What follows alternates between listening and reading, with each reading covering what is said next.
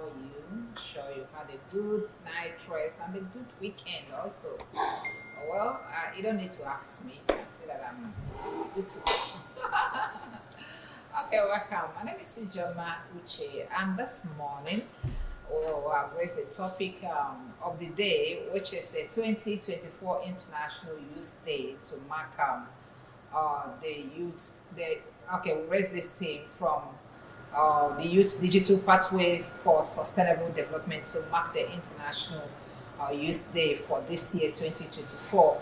And I have men that have joined me to look at that in the house. I have Comrade Ken Okoli. Comrade Ken Okoli is the President General at Youth. Yeah, when you sing through the Anambra State. Good morning, Ken. Good morning. Good morning, Anambra. Okay, I also have Samuel. Samuel Lulu is a public affairs analyst. He's also a youth, even though he brandishes his wedding ring. Both of them are still youth. So they will tell us when do you start and when do you stop as a youth. Okay, welcome, Sam. Yeah, thank you very much for having me. Good morning, Anambra, and then happy International Youth Day to all of us, the youths. Okay. Well, good to have you here, gentlemen.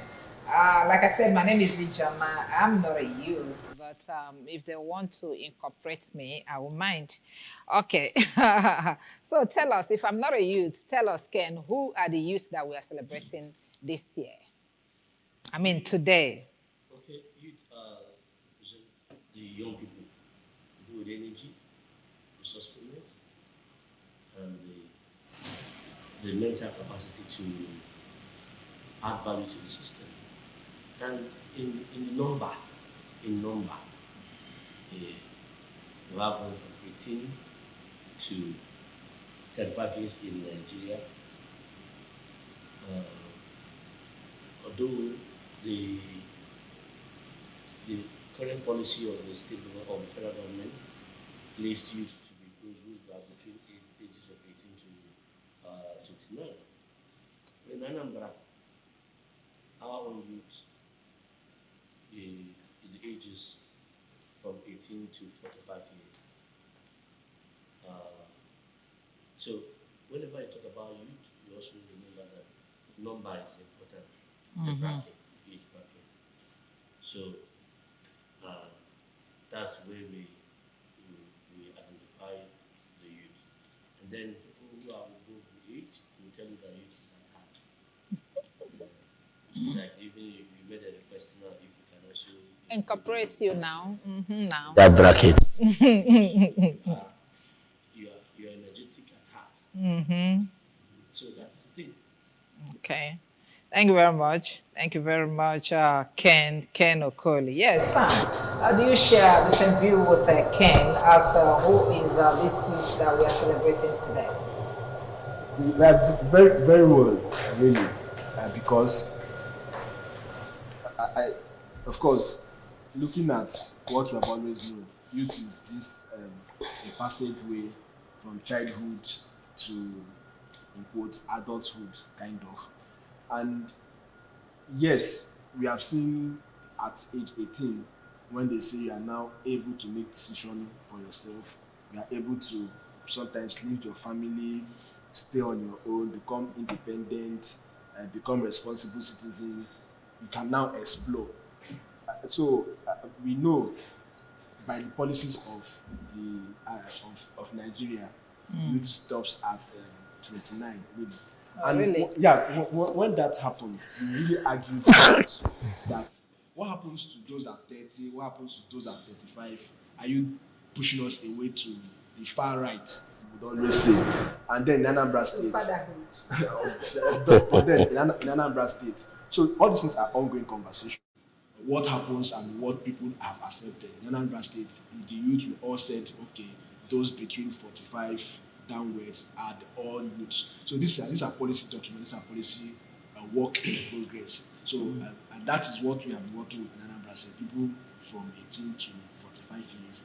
And if you see it, these are where people are still energetic. These are where people want to explore. These are where people are doing different kinds of programs. So today, once again, is a moment to wants to look at, to call a reflection on how far we have gone, what the government is doing for us, and what we can do to continue to contribute to the development of the society.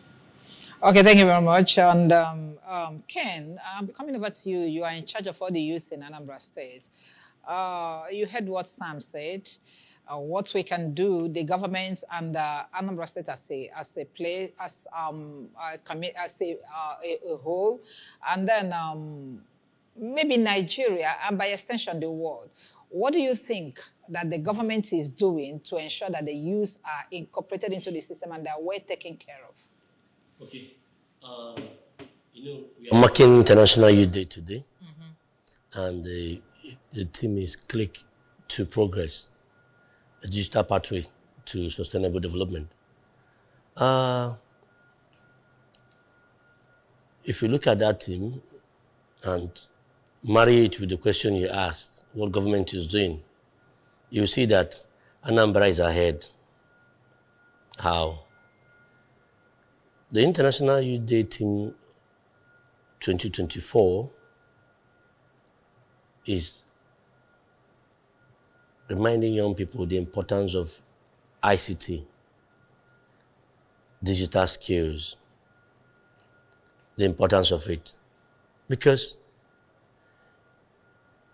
in the next 10 years, it is that digital skills that will drive a lot of things we are going to do in the world of work.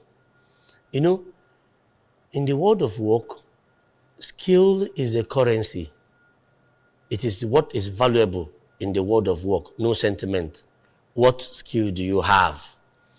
And digital skills will play a very key role. No matter the knowledge you have, if you don't have that digital skill, you are losing. You are losing. Now, can you see artificial intelligence coming to play a role today in what we are doing? Don't say you know it all. No, no, no, no. Or don't say what you have, you are holding it. No. Artificial intelligence is there to make every information available at the back of your, just click your phone. Now, how is Anambra reposition young people to adapt to the trend? We remember that last 2 years, last year, not 2 years ago, last year, Mr. Governor introduced SID, Solution Innovation District, and which is being headed by Ms. Chinwe Okoli. Now, what is the essence of that program? It is to build Anambra youth with digital skills that will enable them leverage on other skills they have so that they will be able to be up to date. They will be able to be valuable in the world of work. For example, you say you have knowledge in accounting and you don't know accounting softwares. What it means is that you are taking us back in the 80s, 90s. So whatever field of study you have undergone, there is ICT part of it that you need to also be knowledgeable with. And if you do not, then that means you need to key in. And young people, anyone who is a young person that, of course, everyone is using phone today. And you can hardly see anyone using phone without being either an Android phone or iPhone. And that is your connection to the world. And that has demonstrated the fact that we are in a global community. You can be here earning dollars while you are here living in Nigeria. So the issue of even Japa mustn't be that you travel abroad, because everybody will not travel. So you can jabba with your phone. You can be here and doing something that someone who is even trying to jabba, because one thing about jabba is that you'll be spending your time hoping to travel, making arrangement to travel, as if everything is shut down until you travel. Looking for money to travel. So that mood, that period is like someone is waiting for admission. And you're not learning any other skill. You're just waiting for admission. Ask, what are you doing? You are saying you have just finished secondary school. You're looking for admission. You're looking for admission 1 year, 2 years, 3 years. It's just like you're wasting your time. So digital skills today, we are supposed to embrace it as something very vital. And the state government is doing very well. Is there any young person who is in Anambra, I have not heard about Solution Innovation District, SID? That means I wonder if you are living in Anambra. Whether you are from Anambra or not from Anambra, but you live in Anambra and you have not heard about Solution Innovation District, that means you need to ask yourself if you are in this Anambra, because it's an avenue. State government has provided opportunity for young people to update their skills digitally. So we are doing well. We are ahead. Okay.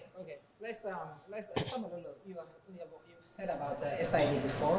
How would you say, what kind of impact would you say that it has had on our youth, or is having on our youth now? Okay, I for one have heard of the Solution Innovation District, and first of all I must commend the governor and then the government for that novel initiative and the people leading it. And I also know that where they are staying is a temporary site. They are trying to build a permanent site. I also know that. And I've gone for their program once when they had a party with the governor's wife. And that was when I had the privilege to really appreciate the level of work going on. I know that they are training some persons in different kinds of tech skills, be it data analysis, be it coding, and a lot of other things. And these are the things that we really need in today's world to really fit in. If it is for the impact, looking at those who have benefited and then looking at the realities and how they are really leveraging it, it's something that we need to evaluate. But that apart, the way I'm looking at youth participation in Anambra State and then in extension in Nigeria is, currently statistics has it that we are close to 200 million or 217 million different, but 200 plus million. And of this 200 plus million in Nigeria, 70% is youth. That is 151 million are youth.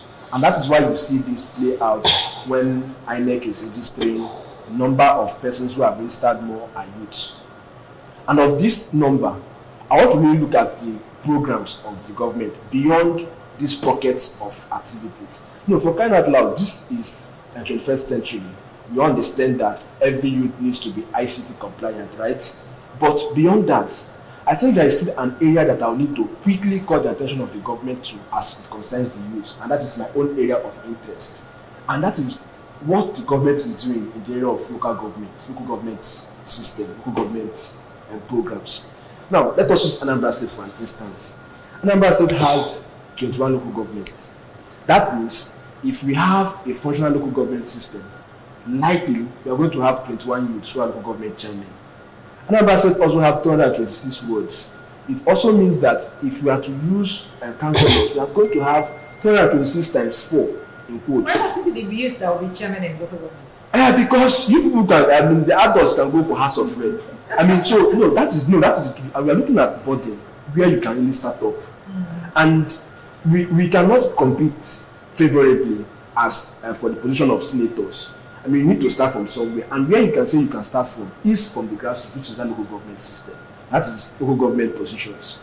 And that is why currently we are looking at, now that we as youths are having our celebrations, what is the government doing concerning this area of local government to really get us involved? Now, is it possible that if I'm a local government chairman, looking at the theme of today, which is Click to Progress, I might want to liaise or partner with another youth in another country, so for us to do peer learning, so that we can also exchange ideas, take more youths to go and learn and become more profitable and become more enduring.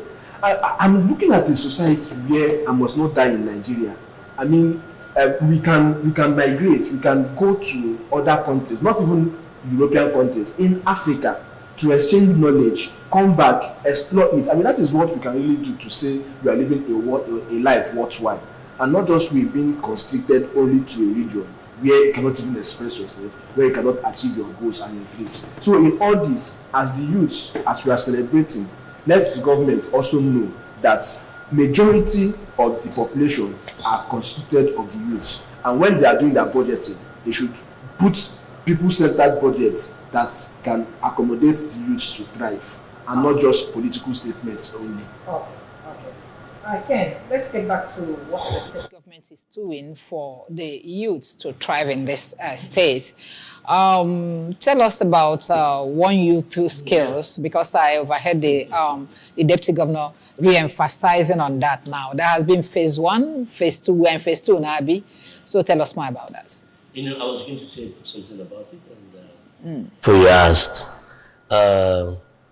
One Youth, Two Skills is a signature project of this administration under Professor Charles Chukwuma Soludo.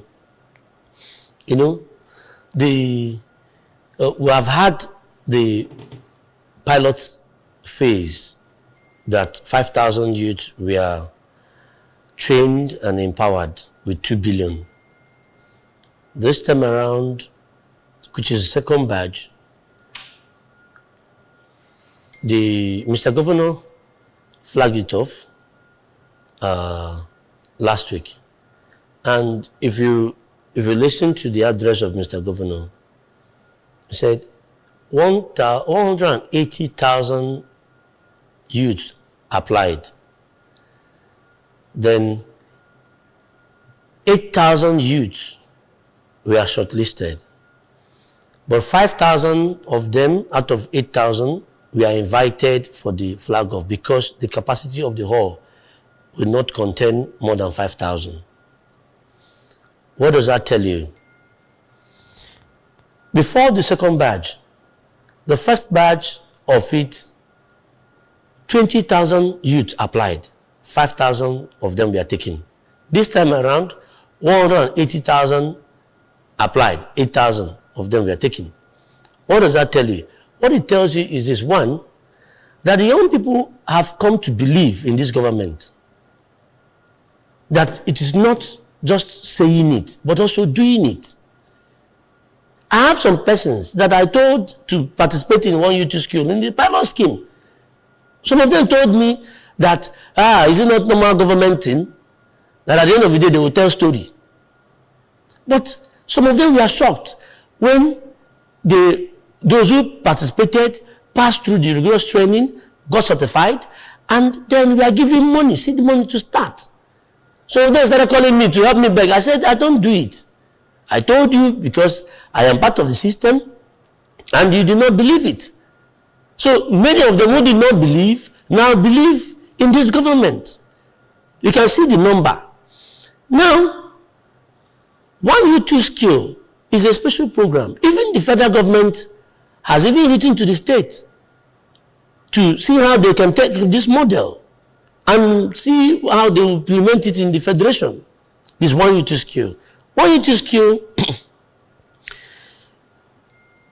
the 2 skills we are talking about is, first, vocational skill is the number 1. Choose among the 53 areas of skills that you are to undergo. Then the second part of the skill, which is the 2 skills, the second skill is entrepreneurship training. So the essence of this is to make sure that apart from undergoing the training on the vocation you have chosen, there is need for you to understand how to run that as a business using the Igbo apprenticeship model. Case Abba boy. It is, there's a difference between a self-employed person and an entrepreneur. An entrepreneur is that person that has business and has employees. But self-employed is the person that is doing the business himself or herself. Employed himself or herself, doing it by him or herself. No employee. But this one is not targeted at making people to be self-employed. It's targeted at making young people to be entrepreneurs. Because in the manifesto of Mr. Governor, he said he wants to make sure that every year 1,000 youths are produced to become millionaires. That is why the essence of the 1U2 skill is a signature project. If any young person has interest in any vocation within the vocation areas that have been provided, 53, you choose it. There are master trainers who have been certified to do the training. And these master trainers are all over the communities, including my own community, Nanka. They are there because you cannot have a student without having a teacher. So they are there to receive the trainees who will undergo the training. Some of the vocational areas will have them the period 3 months, some 4 months, some even 5 months. And one beautiful thing about it is also this, that even the business school of Unizik Business School is a partner with the government in this program. In the 1U2 In the 1U2 skills. So they train. What do they do for you? They train. Now, what they do is, after the vocational training, the entrepreneurship training, they are the one to certify it. Because it is business school. They are running entrepreneurship training. You are taking your... They are the one to do the training, supervise the training. They are the one to bring out those who are qualified to be posted as trainers in the various training centers they are using for the second part of the entrepreneurship training. Okay. Because you need to understand how to run a business. And at the end of the day, certificates are issued. Yes. So which certificates? Business school. Yes. So how long is the training? The training is part of is built with the whole package of the 1U2 skills. For the entrepreneurship, for the vocational training, you have some of them. They are to undergo 3 months, some 4 months, some 5 months. Then after that, you have up to a month training on entrepreneurship. After that certificate is issued? No, they will undergo that training before they are issued certificates. Okay. So that when you undergo that entrepreneurship training, you will be equipped to understand that business is a life of its own. And there is a principle you must adopt to run it successfully. You must understand there is profit, there is loss associated with business. And you must understand the bookkeeping part of it. These are the things that the entrepreneurship training, which is conducted by the business school, will train you on. Okay. So that it's not sentimental thing. You don't do sentiment with the business.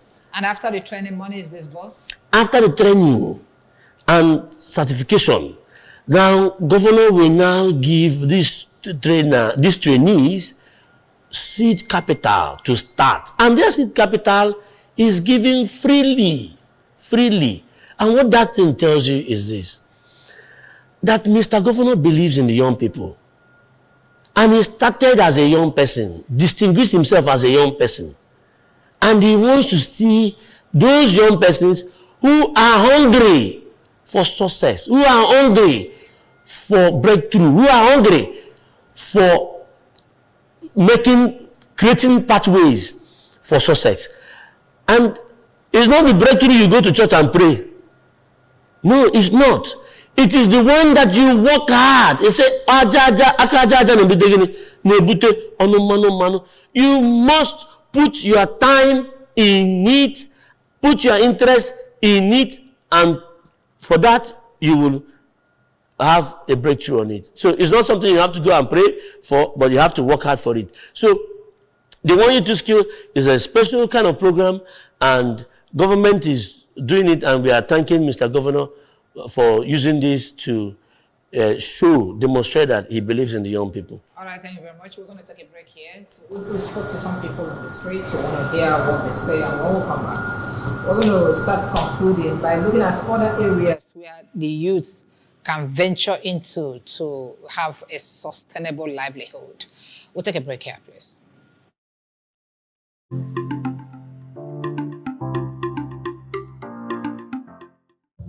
Enable them to create self-sustaining job for themselves.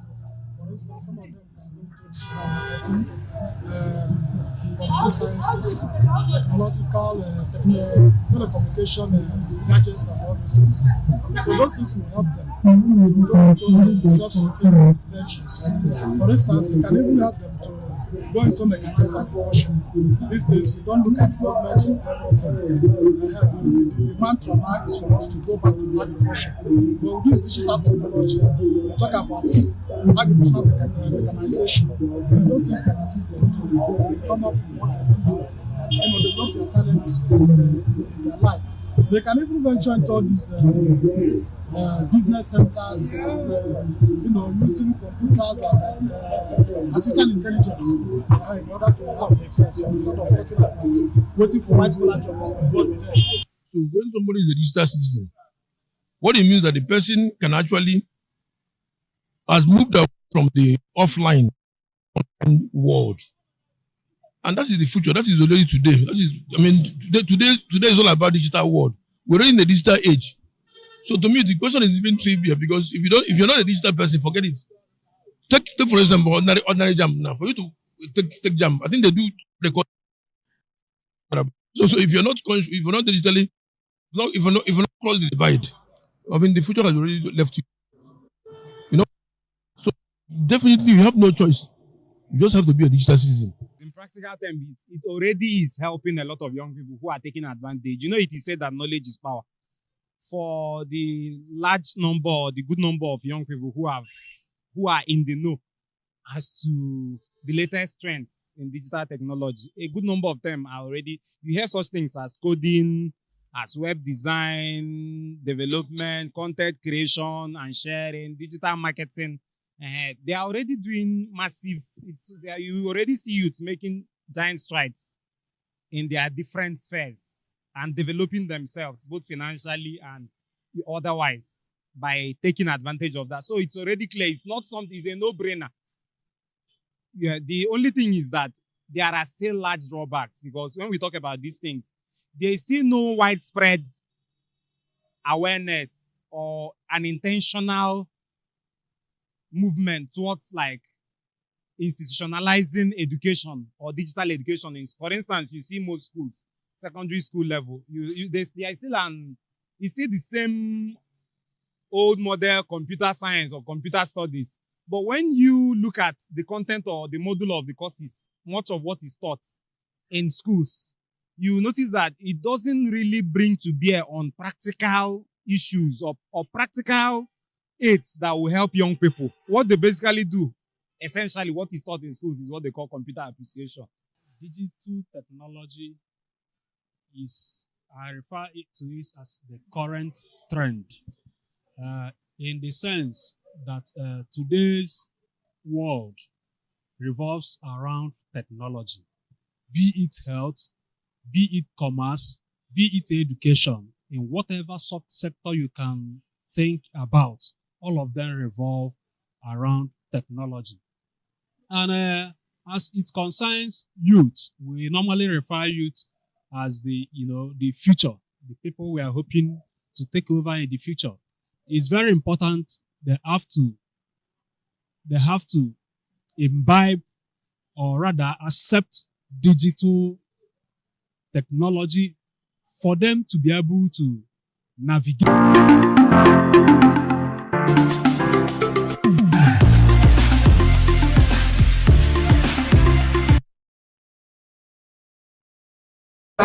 Good morning, Anambra, and today is World Youth Day, and I am in the house with Ken and Sam to commemorate it as we look at what the state government has been doing to impact on the lives of our youth and to ensure that we'll have a very good society with the youth in mind.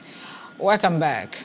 Well, before we left for the streets, we have looked at one thing or the other that the state government is doing. But there's an issue that Sam raised about local government. But I want to ask you, Sam, apart from the youth gearing up to maybe venture into local government governance, what about other things? Like very recently, the governor launched a backyard farming, okay, which of course you know that when you talk of farming, even when it started, it is the youth that are engaged. Even when an old man is owning a very large farm and farm, he doesn't practically do it. It's the youth that do these things. Okay, and now that you have known that the world has gone, has gone global, that you can stay here, package your food, and market it in any part of the world. So what's your advice towards that? I really appreciate these initiatives, really. But first of all, why I decided to hinge my own area of interest and concentration on the local government system is that is constitutional. So give or take, it has an institution of its own. Now coming back to what we would always call Ubo zone, or what some persons will say farm. The challenge I have, or personal concern I have with that is, I decide to plant yam at my backyard. How many can feed me for the year? That is one strong question. So I don't want to look at the political conversation. When we say backyard, it simply means that any space available, utilize it. That does not mean that you don't have big farms where you can go and explore. An average youth with land tenure system, with land laws in Nigeria, in Anambra State, and personally for one, we are still struggling with a community that will not call the name because of 3 plots of land that we bought. Up to now, after the payment, the family members are still fighting. No, let's begin to look at the issues. Let's forget the political statements and then begin to bring up many of these issues before us so that the government can really address it. Because these are what is really affecting with the youth. We are talking about access to seedlings. That is one issue. We are encouraging, so if the government can really take care of these things for us, I bet you many youths will go into all this. The governor's wife is sharing it. I agree they are sharing it. How many youths have actually accessed it? Where are they going to plant these seedlings? Honey, we are Igbos. We don't depend on government. Don't we do something to access again? Are we looking at this? Are we looking at this in an ideal situation? Our fathers never knew about anything government. So, they were able to provide for their families and run their families. Now, what is on ground? What is on ground is, we know the government is trying to encourage the youths to go into farming. But you and I know that beyond this backyard farming, I think what the youth want is to move exploits. And in moving exploits, we are talking about hectares of land to really achieve this. There are uncultivated land in Anambra State. Can the government begin to package programs to have youths access these lands? Is it possible? Very possible. So why are they doing it? So let's forget some political conversations around encouraging the youth to do this. Yes, for a start, it is good. But what we are looking at is, are we, for once, how far has the government attended issues around tractor? They will tell you that they have bought 2 or 3 tractors that farmers can use. But beyond that, what an average youth wants, and today being International Youth Day, we are using it to also once again call the attention of the government is, the youth want a meaningful means of survival.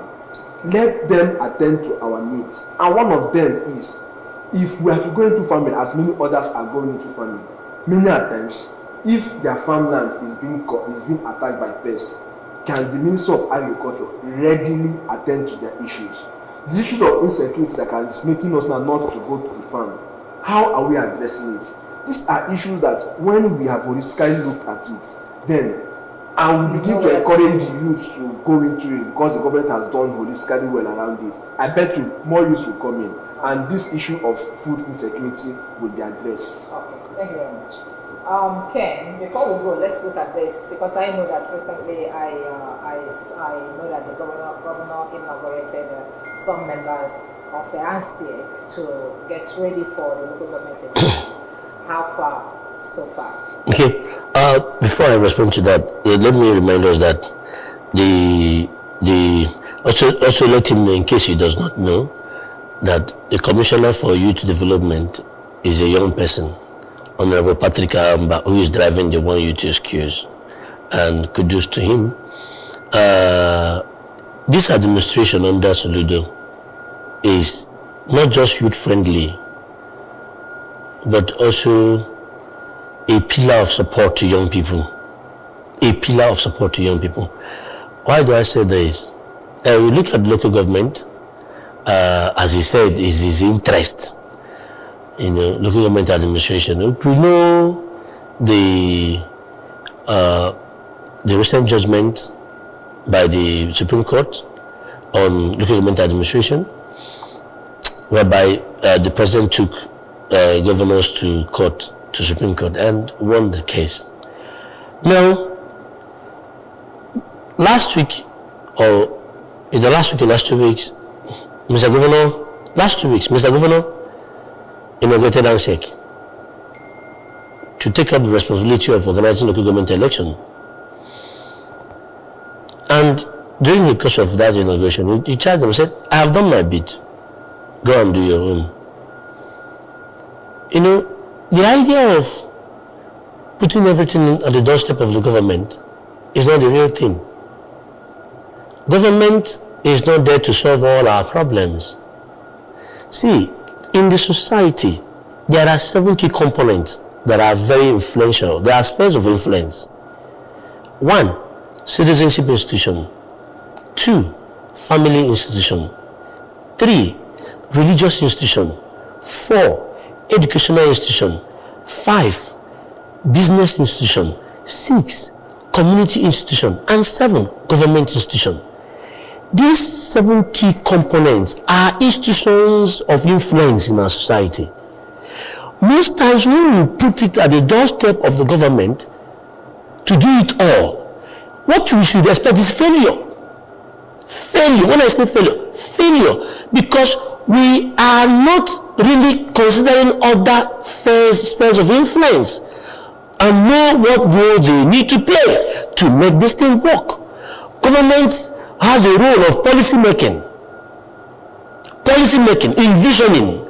What do we envision for these people? How do you make policy that will make people to have interest in this? But the people have a role to play. The families have a role to play.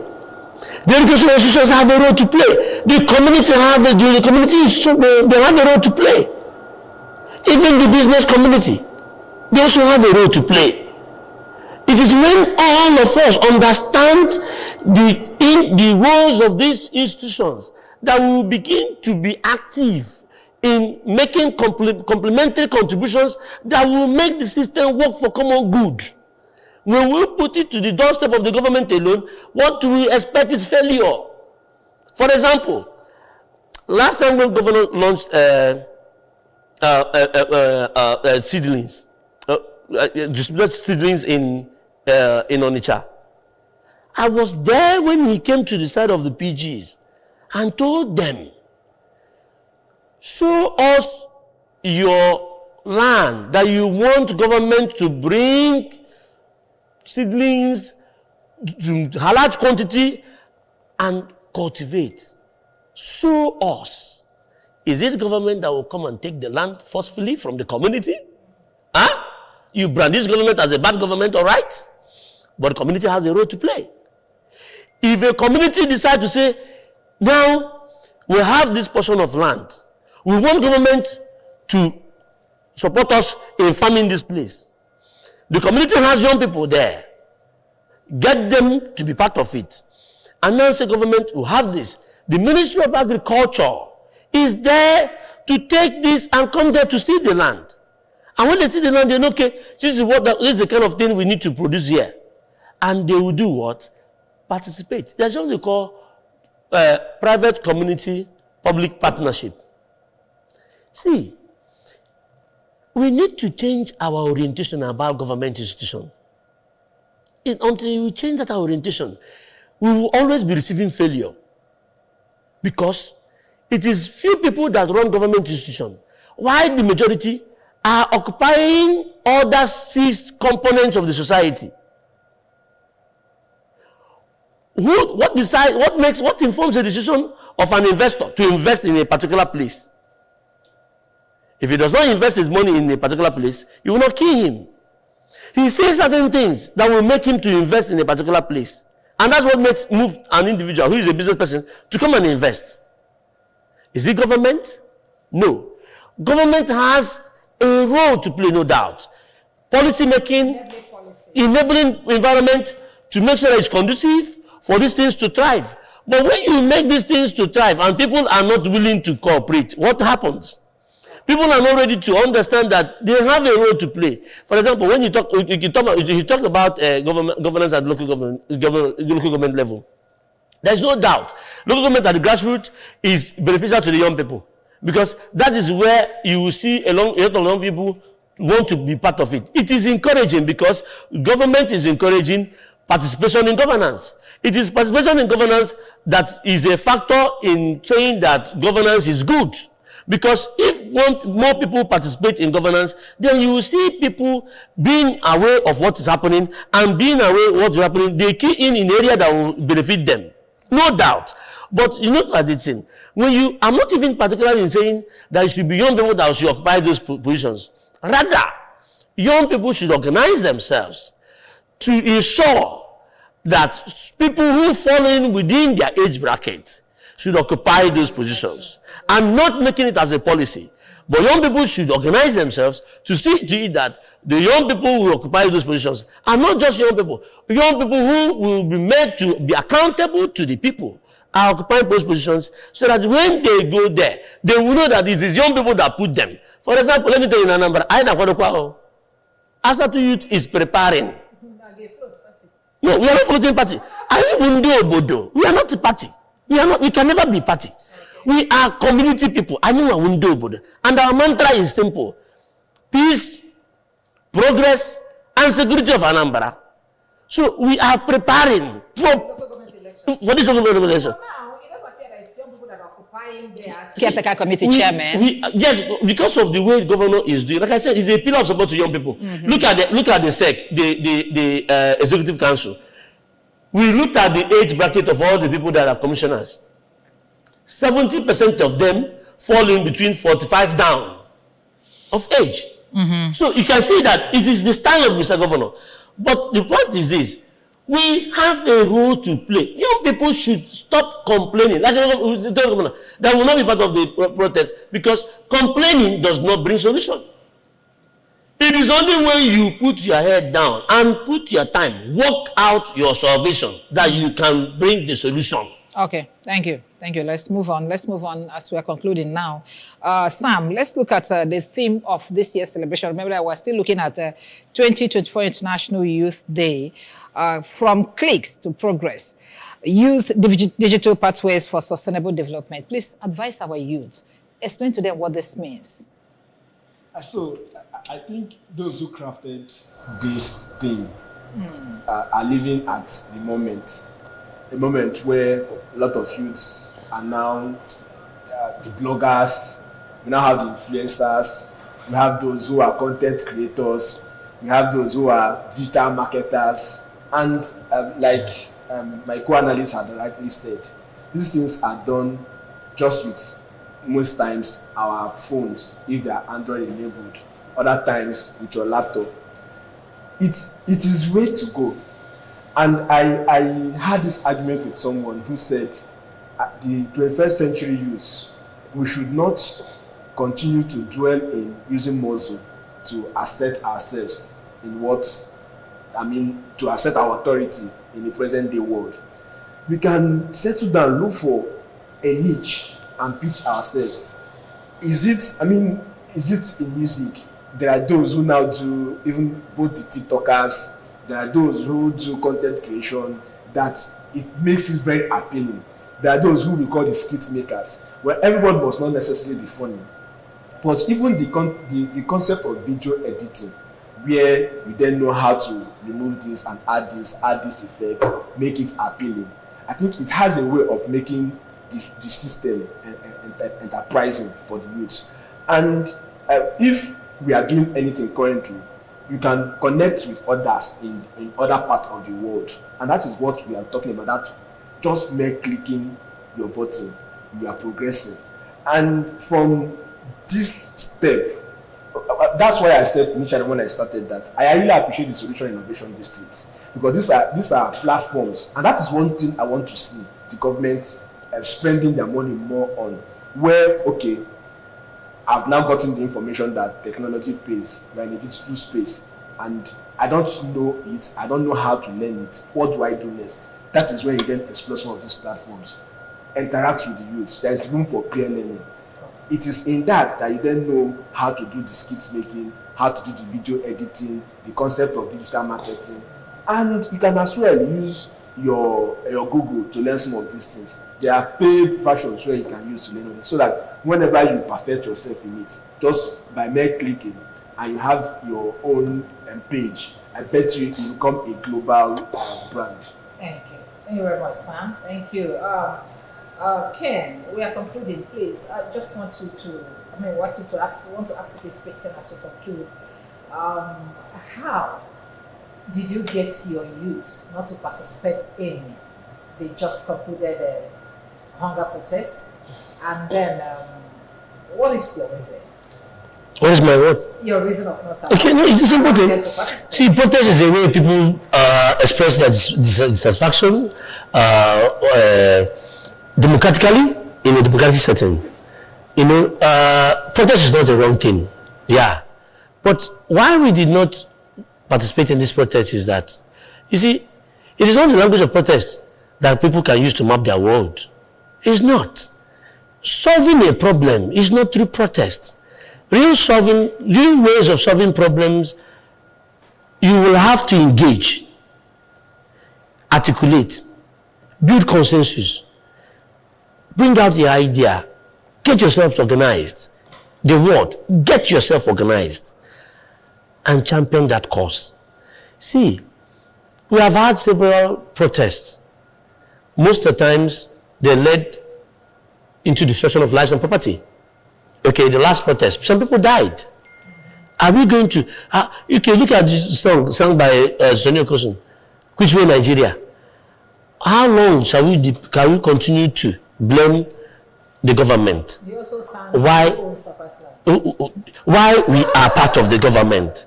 You see, this blame game thing is not working anymore. We should look beyond blame game and think of what do we do as alternative to providing solution. Because let me tell you, that whatever expectation you have, without the commensurable input, forget it. It can never come to pass. Whatever expectation you have for government to do for you, without you asking yourself, what do you put on the table to make it work? Then you are living in utopia. So we decided that we wouldn't be part of the protest because it's not going to solve any problem for us. Rather, it will create more problems, destroying lives and properties that will make government, instead of using that money we used to put in 1U2 skills or SID, we use it to start fixing destroyed properties. Does it make sense? It was a wise one. So we said we will participate in the protest. And thank you for Anambra youth who came out massively to say we will not be part of the protest. And also in the southeast, we did not participate. And that has shown that the Anambra youth, the southeast youth, they understand now that there is a better alternative to protest. Okay, thank you very much. The youth leader of Anambra State as a whole, because I know that Anambra is APGA. And APGA is Anambra, so you are the youth leader of APGA. It does appear every youth in the state is under you. Thank you very much. I'm not the APGA youth leader. Asatu. Asatu youth leader. 179 communities. Asatu. Is the one I'm in charge of. We have a APGA youth leader. I'm not APGA youth leader. Sorry. I'm Onyobodo youth leader. My bad, Onyobodo. Onyobodo youth leader. Thank you. Thank you very much for coming this morning. I'd like to thank you and Samuel for making it happen this morning as to mark the 2024 International Youth Day with a theme from clicks to progress, youth digital pathways for sustainable development. That's exactly what we looked at this moment. You have listened to your people, the youth like you, telling you what you must do to get yourself involved. Thank you very much. Comrade Ken Okoli, President General Asatu, thank you for coming. And then thank you, Samuel Ololo, a public affairs analyst. Thank you very much for coming. Thank you for having me. Okay, thank you, camera guys. Thank you, the ops director, the producer, Ifichi, and all the people in the house. Thank you for making it happen this morning. My name is Sijama Uche. God keeping us. We'll be here tomorrow morning early to start from where we start. Bye for now.